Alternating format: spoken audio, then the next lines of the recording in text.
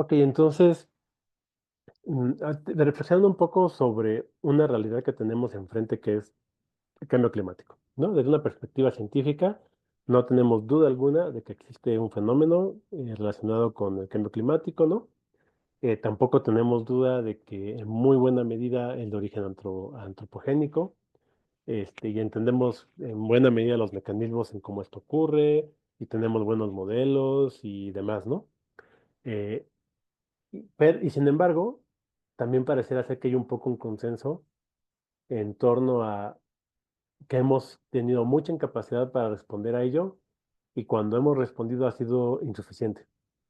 Entonces la pregunta es, ¿por qué si tenemos el conocimiento científico necesario para entender, modelar e inclusive predecir lo que va a ocurrir, hemos sido incapaces de responder al nivel del reto que tenemos enfrente, ¿no?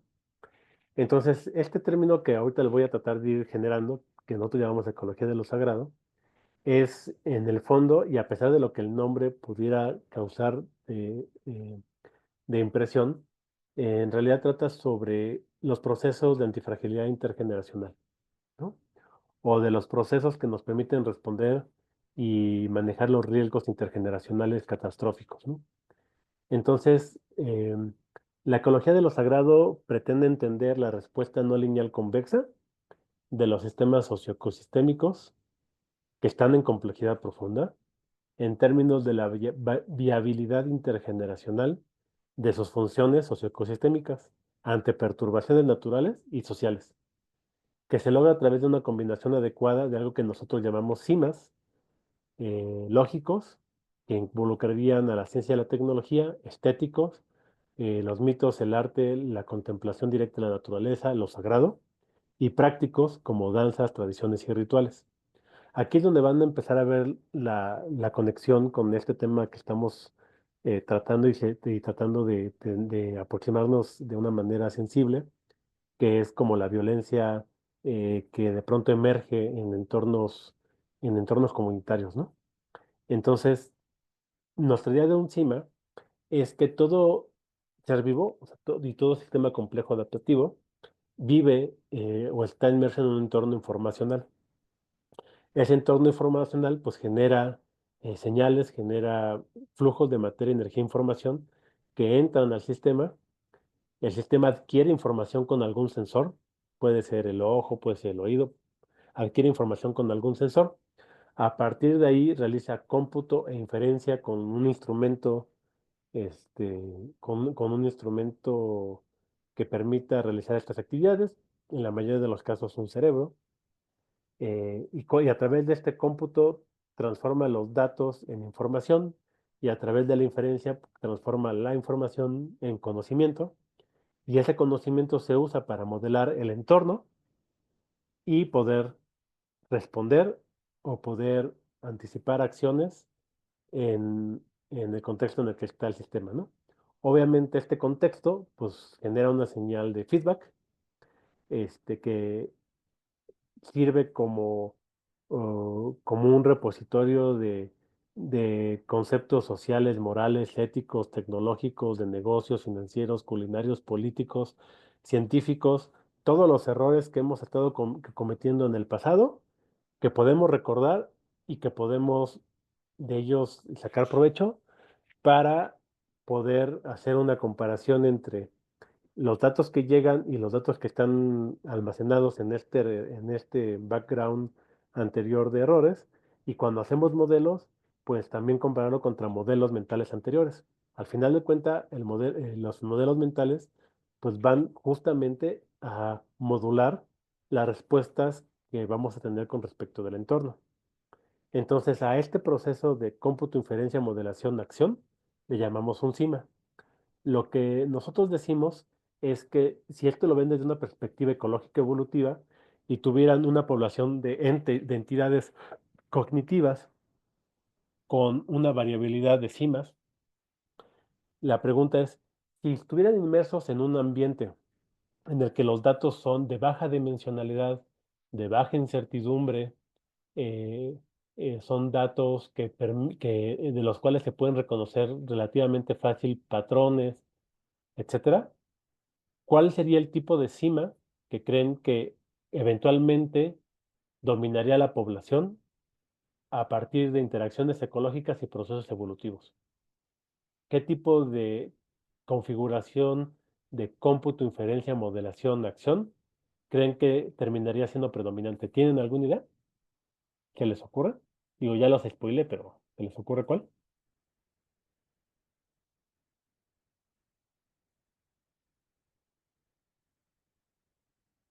Jaime, Heli, ¿se les ocurre cuál?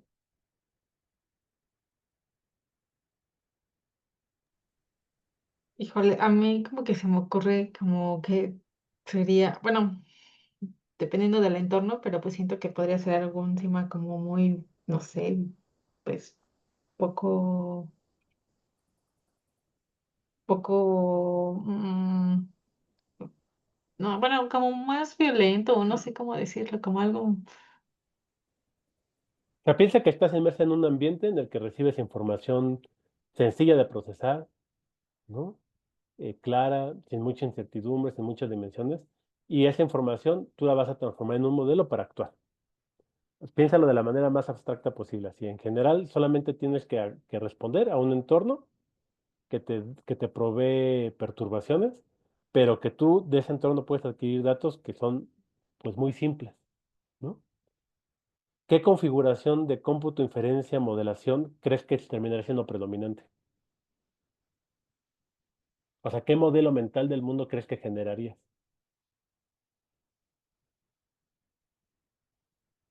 Pues ¿no les parece como bastante claro que sería como la ciencia y la tecnología? O sea, la ciencia y la tecnología hacen justamente eso, ¿no? A través de adquirir datos, juntar suficientes datos, realizas cómputo, transformaciones de esos datos que transforman el dato en información y luego esa información la sometes a procesos de inferencia, con eso produces conocimiento, ese conocimiento te sirve para generar un modelo y con ese modelo actúas.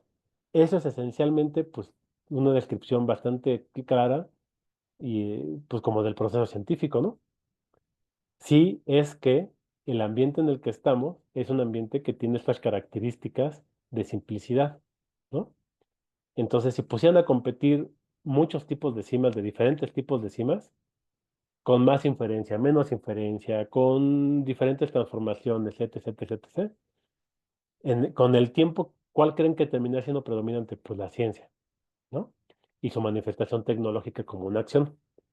Pero ahora piensen que no están en un ambiente de este estilo, ahora piensen que es el contrario, tiene un ambiente de alta dimensionalidad, alta incertidumbre, donde los patrones no son fácilmente reconocibles, donde el propio sistema que está alrededor cambia con el tiempo, etcétera.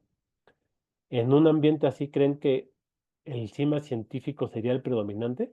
Es decir, la ciencia tradicional reduccionista a la Newton, ¿te sirve para hacer un modelo del mundo y responder a las perturbaciones del mundo en ambientes de incertidumbre y complejidad profunda? Pues, No. pues no, no, ¿no?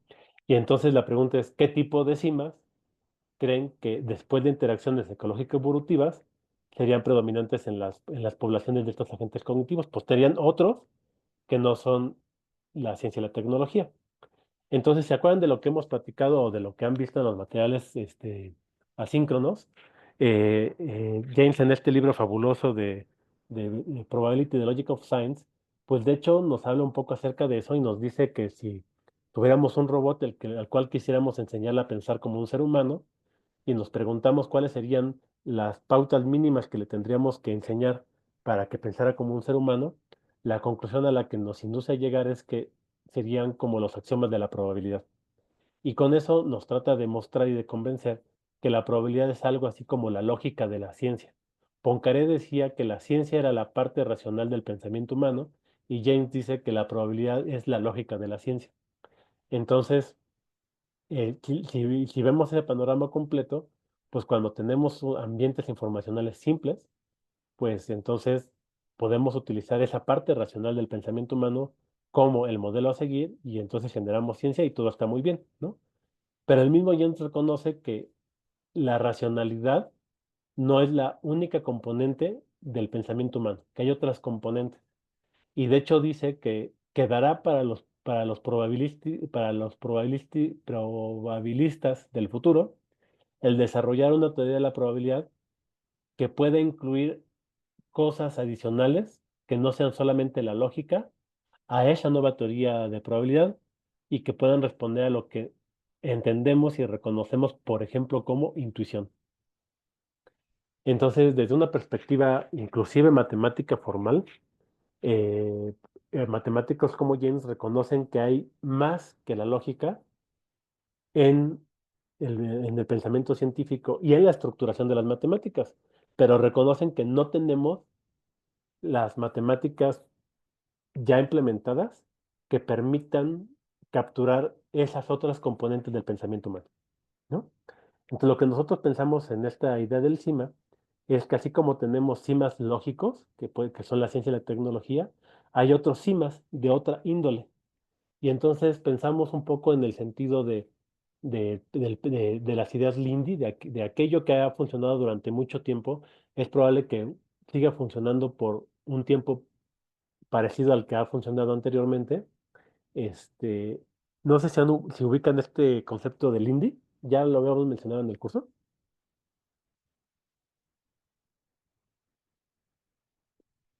Creo que no. La idea históricamente esta noción del indie salió porque habían gentes como del ambiente del show business que se reunían en un restaurante que se llamaba el indie no sé qué y hablaban sobre cómo podrías identificar cuando una obra o pues sí, una puesta artística pues iba a durar mucho tiempo, ¿no? Y entonces un poco la conclusión a la que llegaban es que una obra que ha tenido 100 funciones es muy probable que tenga otras 100 funciones, ¿no? Y entonces eventualmente se la llamó el indie effect. Entonces la idea del indie tiene una contrapartida formal en probabilidad que desarrolló muchos años después Taleb, pero intuitivamente tiene que ver con eso, ¿no? Lo que ha funcionado mucho tiempo va a seguir funcionando. Entonces, lo que pensamos es, bueno, si no todo puede ser descrito en términos de simas lógicos, y si de entrada sabemos que los simas lógicos van a fallar cuando el ambiente en el que está la gente es complejo en contrapartida de los ambientes simples, hay interacciones, hay incertidumbre, etc. Entonces, ¿qué otra cosa habrá? Y entonces recurrimos un poco como al pensamiento de los clásicos grecolatinos, y ellos hablaban de que le podemos hacer sentido al mundo a través del pensamiento lógico, a través de la estética y a través de la práctica. Y entonces retomamos esa idea porque decimos, bueno, si esa es una postura filosófica que ha servido de guía durante muchos cientos o miles de años, pues suena eh, invocando el principio del indie, pues suena como una buena idea incorporarlo a nuestro entendimiento de los procesos CIMA. Entonces, nuestra propuesta es que para cuando el ambiente es simple, entonces los CIMAs lógicos van a ser los que van a ser los únicos necesarios y suficientes para modelar y actuar en ese ambiente. Y conforme se vaya complejizando el ambiente, vamos a tener que invocar otros CIMAs y estos CIMAs pueden ser de orden estético o de orden práctico. Y en el orden estético pensamos que estamos hablando de mitos, de arte, de la naturaleza y en general de lo que llamaríamos lo sagrado. Y aquí lo sagrado lo entendemos mucho más como una sociotecnología que permite justamente a través de combinaciones de mitos y de rituales capturar información ecológicamente útil para la sobrevivencia del grupo, transmitirla e implementarla. Entonces, por ejemplo, si ustedes piensan en un grupo de cazadores-recolectores que pescan y de pronto a través de la experiencia empírica se dan cuenta de que si pescan a esta especie en la temporada de primavera, el siguiente año hay muchos menos peces y tienen problemas. Entonces, eventualmente podría surgir el pensamiento mágico, ritualizado, sagrado, de decir, estos meses son sagrados y estos meses no comemos este pescado, ¿no? Pero que responde a una realidad ecológica clara de mantener la viabilidad ecológica de las poblaciones de esa especie y entonces poder mantener las relaciones que hay entre la población de estos peces y las necesidades de este grupo para mantener su propia viabilidad alimentaria, ¿no? Eh, con el tiempo la gente no necesita tener la experiencia directa de ser pescador en ese lugar y de esas especies para saber que tiene que haber un periodo de veda, sino basta con que sea algo sagrado y entonces, sin necesidad de tener que entender, pueden actuar colectivamente en beneficio de la sobrevivencia de la sociedad. Entonces pensamos que los sagrados de ese sentido funcionan como una especie de sociotecnología. Y pueden haber otros simas que son prácticos, ¿no? Que son manifestaciones quizás prácticas del anterior, de los estéticos, que pueden ser danzas, tradiciones y rituales específicos. Entonces pensamos que probablemente la pregunta que les planteé al inicio, ¿por qué estamos fallando para hacer frente al cambio climático? Es porque el cambio climático es solamente en parte, solamente en parte un problema científico, pero es sobre todo un problema de gestión de riesgos catastróficos intergeneracionales. Entonces podemos resolver la parte científica, pero si no atendemos la parte de toma de decisiones y de riesgos intergeneracionales, pues estamos dejando fuera una parte muy importante, quizás la más importante porque es la que tiene las consecuencias, ¿no? Entonces, eso me parece que es fundamental. Y entonces esta es nuestra propuesta de modelo CIMAS.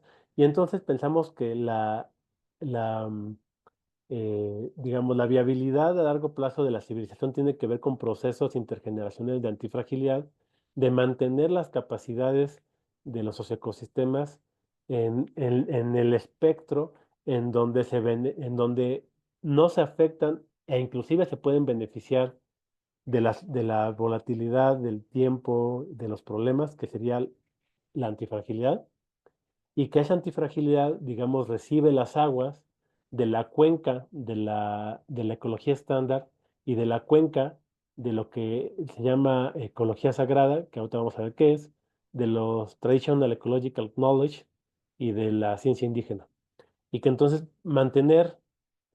para mantener en buen nivel este lago de la antifragilidad intergeneracional civilizatoria humana, pues requiere la combinación de estos dos caudales y lo que decimos es que la ecología de lo sagrado, que no es lo mismo que ecología sagrada, funciona justamente como un modelo de gestión que permite mantener las aguas a un buen nivel.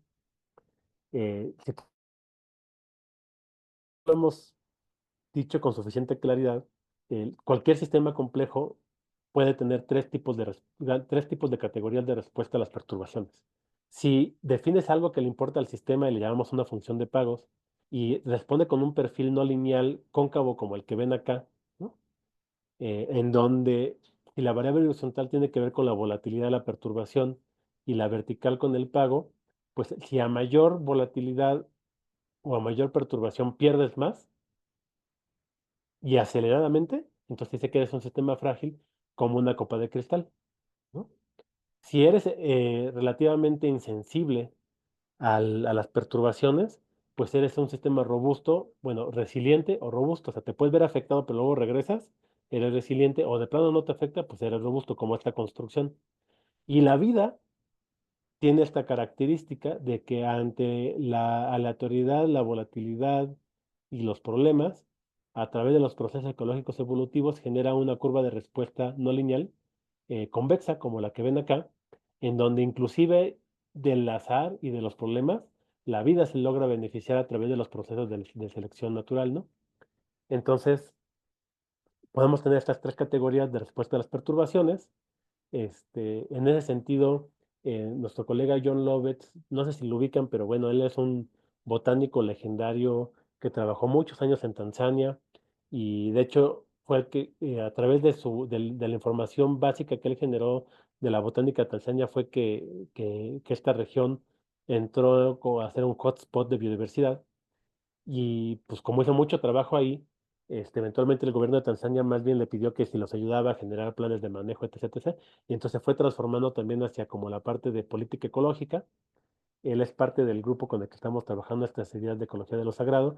También trabajamos con Pablo Padilla en torno como a la parte más matemática y dinámica de sistemas, con un amigo, colega de muchos años, Sergio Mendoza. Él ha estado trabajando como en la parte de cómo, o sea, para poder hacer gestión del riesgo intergeneracional y generar modelos adecuados, hay una parte que es importante que es como el entendimiento de cómo transcurre el tiempo.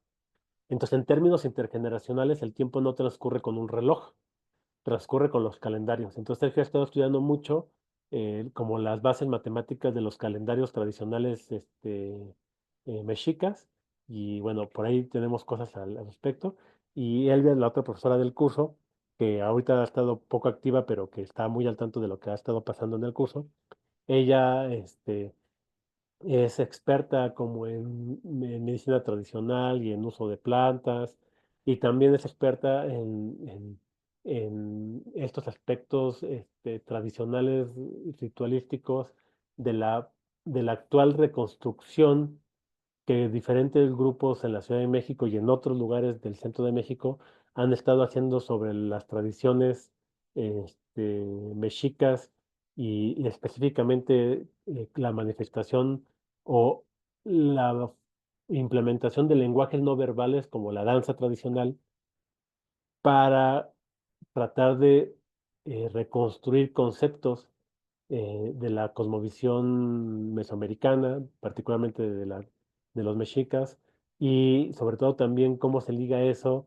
a, a problemas de salud, ¿no? Que pueden ser problemas de salud, por ejemplo, de la microbiota intestinal digamos, en torno al consumo de fermentos tradicionales que inducen mayor antifragilidad en el ecosistema bacteriano del intestino.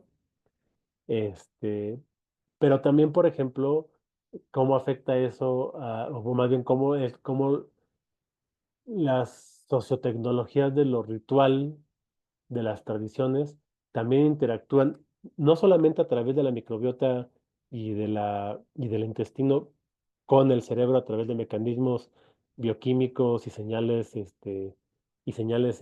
hormonales y demás, que es algo que se conoce como el eje microbiota intestino-cerebro, y al punto en el que eh, ahora sabemos muy bien que probablemente hasta cierto punto, pero con una importancia no menor, la salud de la microbiota intestinal puede estar definiendo la aparición y la persistencia de enfermedades mentales como como la depresión o como la ansiedad, etcétera, o enfermedades crónico-degenerativas como la diabetes o la obesidad, y cómo eso tiene comunicaciones con procesos cognitivos y con nuestra salud mental. También cómo las tradiciones pueden moldear nuestra respuesta colectiva a los estresores, ¿no?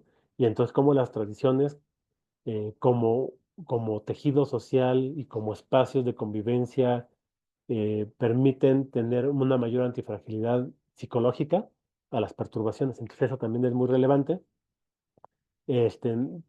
Otro colega de Colombia, que él es más bien biólogo marino, también está súper interesado y estamos trabajando con él justamente como en la formalización de las interpretaciones ecológicas de conocimientos ritualizados, ¿no? Por ejemplo, el calendario, eh, los calendarios tradicionales pueden tener fiestas específicas que están relacionadas, por ejemplo, con ciclos ecológicos de la milpa, ¿no? Entonces, hay, por un lado, conocimiento, digamos, agroecológico clave, que está codificado en rituales, pero eso también tiene una contrapartida con otros procesos ecológicos del entorno, y eso también induce en nosotros como humanos el llevar estos rituales y estas tradiciones, pues procesos psicológicos y cognitivos específicos. Entonces, todo eso va interrelacionado. Y bueno, pues yo también estoy metido. Este, eh, y bueno, justo sometimos ya un proyecto para tratar de poner estas ideas en marcha de una manera mucho más sistemática con la Fundación Templeton. Y entonces aquí estamos tratando de conceptualizar la ecología de lo sagrado como como un mecanismo que contribuya de forma sostenida a entender las relaciones entre conocimiento tradicional ecológico y prácticas sagradas desde una perspectiva de antifragilidad, o cómo este conocimiento permite o nos capacita de mejor manera adaptarnos a ambientes cambiantes y de alta incertidumbre, es decir, de complejidad profunda, y tratamos de responder esto desde una perspectiva de caso de estudio de Mesoamérica y sus conocimientos tradicionales en torno a sus matemáticas, arquitectura, urbanismo, estilos de vida, danzas sagradas, etcétera, ¿no? Entonces, por ahí va este proyecto. Tenemos un libro que estamos trabajando que más o menos se ve así, con estos capítulos. Ha cambiado un poco y trae ya otras cosas. Y después les hago llegar una primera versión, igual nos sirve también sus ojos críticos, y se basa en un libro muy bonito que se llama Ecología Sagrada, donde este cuate Berkeley trabajó mucho tiempo en el norte en Norteamérica, no estoy muy seguro si en Canadá o en Alaska, en términos de manejo de recursos hídricos, y él vio simultáneamente cómo habían grupos de investigación, digamos, entre comillas, occidentales, con una perspectiva científica tradicional, trabajando en el mismo problema, y al mismo tiempo comunidades de pueblos originarios de la región. Y como él estuvo muchos años trabajando ahí, no sé, del orden de 10 15 años, eventualmente los ancianos de estos pueblos lo mandaron llamar y le dijeron, ¿sabes qué? Ya vimos que tú pues eres diferente, que no te vas, que sí retribuyes, ¿no? Que sí te importa, etcétera, etcétera, etcétera. Y entonces queremos que nos ayudes a documentar nuestra visión de nuestro entorno natural y cómo nosotros concebimos el manejo de nuestros recursos, porque pues nosotros ya estamos viejos y nos vamos a morir y nuestros jóvenes no están entendiendo lo que les queremos transmitir de la manera que nosotros lo entendimos. Entonces pensamos que necesitamos traducir nuestro conocimiento a un lenguaje que ellos puedan entender y bueno, quisiéramos que tú nos ayudaras. Entonces, parte del libro tiene que ver con ese ejercicio. Entonces, una lectura súper interesante que yo creo que valdría mucho la pena que abordaran. Y por otro lado, también les voy a hacer llegar este artículo de Sergio y esta presentación para que vean este video, justo de lo que les decía sobre el sistema dual calendárico azteca y cómo funciona y cosas interesantes que tiene, por ejemplo, que es al menos consistente con la tercera ley de Kepler. Si la entendían como la entendemos nosotros, no lo sabemos, pero lo que sí sabemos es de que la estructura de estos calendarios es consistente con esta ley, ¿no? Este, también les voy a recomendar que vean este video de Stuart Kaufman sobre reinventar lo sagrado a través de una perspectiva de complejidad. Entonces, todo mucho, Heli, de lo que hablábamos hace rato en torno a lo que está pasando en nuestro entorno universitario y en torno a la necesidad de generar estructuras colectivas que sirvan de red, de red ante eventos extremos y que también sirvan como, como, como puentes de comunicación constante entre los miembros de la comunidad desde, desde una perspectiva, digamos, desde una perspectiva laica atea, en donde lo sagrado se puede reinventar de otra manera diferente. Entonces, aquí está Ralph Kaufman, que es uno de los precursores de las ciencias de la complejidad. De hecho, él fue un poco el que acuñó la terminología de criticalidad. En su momento él pensaba que era una metáfora, que la vida vivía al borde del caos y terminó siendo que era claramente así, que la vida y los sistemas complejos adaptativos están en salud cuando están justamente en ese buen balance entre aleatoriedad y orden, ¿no? Que llamamos criticalidad. En este video él hace algo muy interesante tratando de reconceptualizar lo que entendemos por sagrado desde una perspectiva de complejidad que sea accesible no solamente a personas creyentes, sino a personas que no tienen religión, pero que sí digamos, eh, pero que como cualquier ser humano que es un animal gregario, tiene necesidades emocionales y psicológicas de, de pertenencia y de interacción colectiva, más allá de lo individual. Y entonces probablemente estas nociones que trabaja Stuart Kaufman aquí podrían ser de interés para este ensayo que estamos pensando hacer como respuesta a lo que ha ocurrido. Hay un montón de cosas interesantes en torno a lo que ahora se llama ciencia indígena, muy recientes del año pasado o de este año. O sea, esto es algo que está como en una especie de revolución epistemológica de la ciencia y de lo que entendemos por hacer ciencia. Por supuesto que la lectura de Taleb en torno a la antifragilidad me parece que es súper pertinente ahorita en estos momentos. Este, Aquí está otra plática al respecto. La otra son como puntos así muy, muy highlight, ¿no? Y ustedes ya conocen este material de antifragilidad ecosistémica, que aquí está pensado para ecosistemas terrestres macroscópicos, ¿no? Pero la antifragilidad ecosistémica, es decir, sirve para cualquier tipo de ecosistema. Entonces también lo hemos aplicado al ecosistema de la microbiota intestinal y eso por el eje microbiota intestino-cerebro tiene repercusiones muy claras en salud mental. Entonces una intervención de muy bajo costo y de muy baja riesgo para atender la salud mental de la comunidad universitaria podría ser poner atención al estilo de vida y específicamente a la dieta y específicamente a la inclusión de elementos dietéticos que mejoran la antifragilidad del ecosistema bacteriano del intestino. Entonces eso es importante, pero también puede funcionar como antifragilidad del ecosistema universitario, del ecosistema estudiantil, ¿no? Y entonces cómo utilizar los principios de la antifragilidad ecosistémica para tratar de encontrar algunas intervenciones con la menor iatrogénesis posible, en torno a estos eventos de extrema violencia que han pasado, ¿no?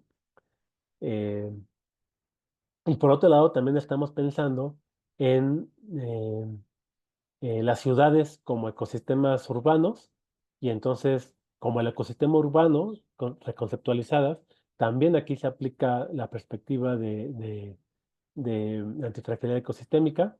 También échenle un ojito a esta. Lo hemos estado pensando también en términos del agua y del recurso hídrico y de cómo pensar en el agua también como un recurso cultural, ¿no? Entonces acá está esa parte.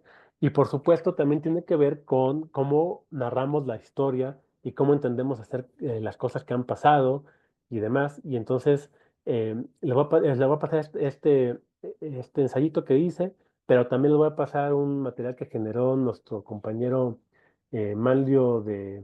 Ay, se me fue su nombre. Se me fue su nombre ahorita. Pero bueno, él tiene un proyecto súper interesante de ir analizando como temas clave desde la perspectiva de la complejidad y entonces habla del problema de la incertidumbre profunda en la historia y qué es lo que eso significa desde una perspectiva epistemológica. ¿Qué hacemos cuando tenemos problemas de los cuales no podemos conocer la veracidad, ¿no? Entonces, todo esto se conjuga en torno a la inquietud que tenemos de generar este ensayo de respuesta. Y bueno, voy a parar ahorita de grabar. Dame un segundo. ¿Dónde está?